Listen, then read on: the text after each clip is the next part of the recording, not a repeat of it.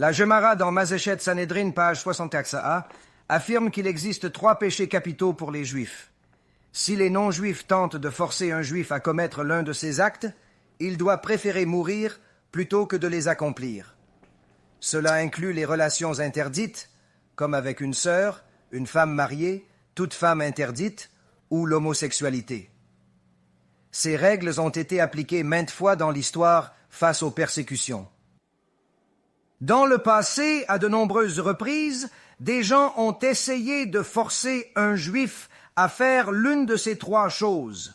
Le Juif doit mourir plutôt que de les faire. S'ils lui disent soit d'avoir des relations sexuelles avec une personne avec laquelle vous êtes interdit d'être, que ce soit votre sœur ou une femme mariée qui n'est pas votre épouse, ou toute femme qui vous est interdite, ou de s'engager dans l'homosexualité, devaient mourir, mais ne le faisaient pas, si on leur disait d'entrer dans le Colisée que le peuple juif a construit après que les gentils nous aient tués et violés dans le cadre de la destruction du Beit Hamikdash. Pour couronner le tout, ils ont pris des dizaines de milliers de Juifs et les ont réduits en esclavage, les forçant à travailler dans des conditions inhumaines, brisant ainsi leur esprit et leur corps. Selon une récente estimation, environ 114 000 Juifs auraient été déportés pour construire le Colisée, un chiffre stupéfiant. Des preuves archéologiques de plus en plus nombreuses suggèrent que les matériaux utilisés pour le Colisée et d'autres monuments emblématiques de Rome provenaient en réalité d'Israël, notamment de Jérusalem, témoignant ainsi d'une histoire complexe et douloureuse.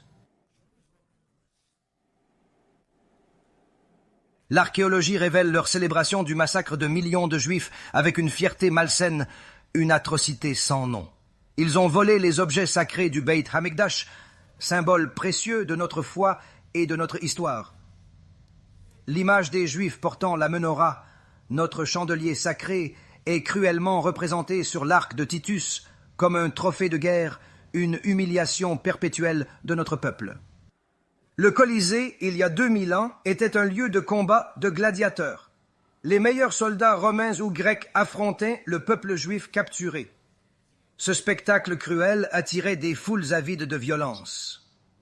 Différent d'aujourd'hui, ces affrontements étaient un sport populaire, mettant en scène des combattants dans une arène où leur vie était en jeu. Ce divertissement sanglant représentait une forme de sport bien éloignée de nos standards actuels. L'armée romaine ou l'armée grecque dans leur pays, et les faire combattre contre le peuple juif, parfois avec une arme, parfois sans arme, parfois les mains liées derrière le dos, parfois nus, la plupart du temps nus, ou parfois même pas contre un juif, mais plutôt des juifs contre des lions féroces dans l'arène. Ces spectacles cruels étaient organisés pour le divertissement des masses. Et c'est pour cela que le Colisée et des lieux semblables en Grèce et à Rome ont été créés pour utiliser le peuple juif comme divertissement, alors que tout le monde applaudissait pendant que les Juifs étaient dévorés par ces lions et tigres ou découpés en morceaux. Il est donc quelque peu inhabituel que nous célébrions la soi-disant défaite des Grecs. Il y a seulement quelques jours, de nombreuses personnes juives, malheureusement, célébraient l'expression de mentalité grecque lors d'un match de football. Certaines personnes pleuraient parce que leur équipe n'a pas gagné. Aussi pathétique que cela puisse paraître, néanmoins, les gentils ont eu leur chemin à travers les générations.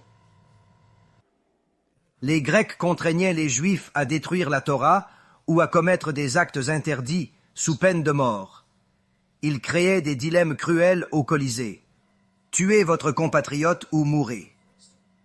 Ces ultimatums visaient à faire renier leur foi aux Juifs ou à les faire s'entretuer pour divertir la foule. Une personne devait toujours mourir, illustrant la barbarie de ces pratiques. Une personne doit mourir, un Juif doit mourir. Il ne peut tuer personne pour sauver sa vie, même un non-Juif. La vie est sacrée pour tous. Qu'est-ce qui rend ton sang plus rouge? Dit la Torah. rappelant l'égalité fondamentale de toute vie humaine. Ainsi, vous avez 2 péchés capitaux. Le 3e est si les gentils vous demandent d'adorer leurs idoles comme Jésus ou Yeshua, ou une version inventée de l'hébreu qu'ils appellent « chap, chap, chap ». S'ils vous invitent à l'église ou à participer à leurs rituels religieux, c'est une épreuve pour votre foi et votre identité. Cette situation délicate vous met face à un dilemme entre vos croyances et la pression extérieure. Au temple et adorer notre Dieu, ou le faire simplement dans la rue, ou simplement embrasser la croix, alors que la vérité est que la Sainte Torah, les 5 livres de Moïse, auxquels ils prétendent croire, tant les musulmans arabes et non-arabes, ainsi que les chrétiens de toute dénomination, prétendent croire aux 5 livres de Moïse. Et ces mêmes 5 livres de Moïse disent que si quelqu'un a péché et doit être pendu, ils le pendent à un arbre, mais ils le retirent immédiatement et ne le laissent pas pendre toute la nuit, car ce serait une profanation du nom de Dieu.